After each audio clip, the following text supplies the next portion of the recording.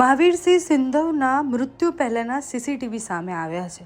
કઈ રીતના એ ચોથે માળથી પટકાયા એનું રાઝ હવે ખુલ્યું છે.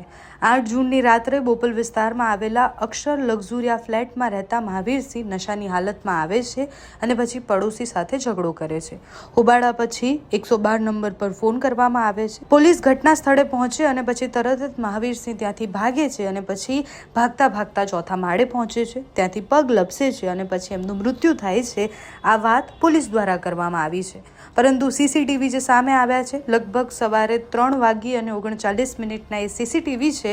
હવે આખી ઘટનાની તપાસ આ સીસીટીવીના આધારે કેવી રીતના થાય છે એ જોવાનું રહ્યું. કારણ કે જે પોલીસ કસ્ટડીમાં હતા અને જ્યારે વરઘોડો નીકળ્યો, રિકન્સ્ટ્રક્શન થયું, ત્યારે પણ એમના મોઢા પર શિકન ન આવી હતી.